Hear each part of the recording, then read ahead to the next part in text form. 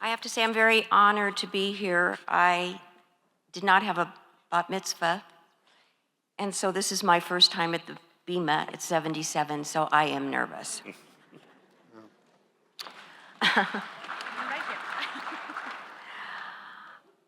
Rabbi Sachs asked Sarah and I to pick part of the 2 chapters of the book of Noah. And I took a class on Zohar, and my favorite chapter was the book of Noah. God spoke to the fish, and it spit Jonah out into dry land. Do we wonder, is Jonah dead or alive? According to Daniel Matt, foremost scholar of the Zohar, which is the commentary on the mystical aspects of the Torah, says indeed the book of Jonah is a parable and a metaphor. But we learn from the Midrash and 2nd century scholars, Jonah was resurrected, yes, I said resurrected, after praying in the belly of the big fish for 3 days and 3 nights. God forgives Jonah and says, this is not the end of your soul. The soul is reincarnated. Yes, I said reincarnated in a new body and given its mission. Jonah agrees to go to Nineveh and rebukes those who have gone astray. The people listen and are forgiven. This is cited through the Vilna Gaon commentary.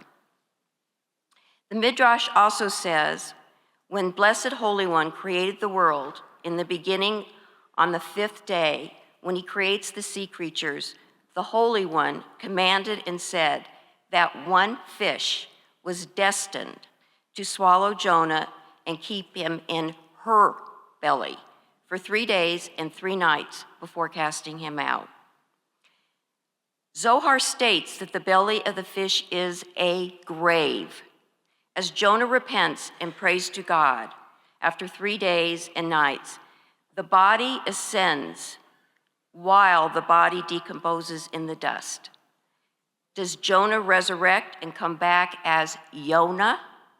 The name Jonah means dove, and it refers to the human soul. The soul is the seal of truth. All souls descend to our plane of reality with a mission. Jonah's sole mission was to go to the large city of Nineveh and tell the people they are to live holy and not to be driven by their desires. Can you imagine Jonah coming to Nineveh as a very big, light soul being? I can. The residents of Nineveh do listen and agree to follow God's command and give up their materialistic desires and live a holy life.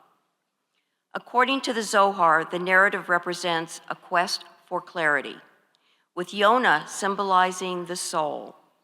The role of the soul is to promote sanctification within the world and foster a deeper connection to God. However, through the ages, we have been seduced by the beauty of materialism.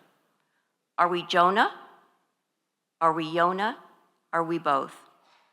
Humans are imperfect.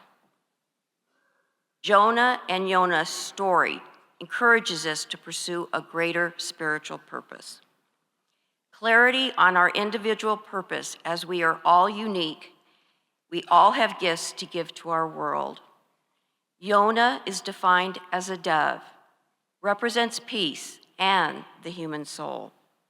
Upon returning to the physical world and being reborn as Jonah, he begins to comprehend his true power within soul and the capacity to guide his actions according to God's command. Do we hide or ignore our mission, or do we live out our soul's mission? My sister Cherry passed away a few months ago. She was a firm believer in reincarnation. She said, if we don't learn our lessons in this life, we will return. The first night of Rosh Hashanah, I was on my computer. I looked out the window, and there was this big owl sitting on a branch. It stayed there the entire service. So I'm now getting her message. According to Rabbi Nachum Braverman, although the completion of our mission may not be achieved, we have the possibility for another chance. Jonah teaches us that repentance can reverse harsh decrees. If the residents of Nineveh have the ability to correct their mistakes and do teshuvah, how we also have the capacity to correct our mistakes and seek repentance. In 5786, we can use the metaphor of the whale, which symbolizes either harmony or discord between our outer and inner world.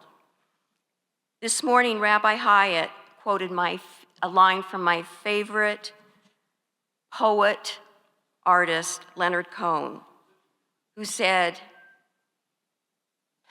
there's a crack in everything. That's where the light comes in. If we live our soul's purpose, maybe we can hasten this light. I believe so. Wishing you all a Shana Tova.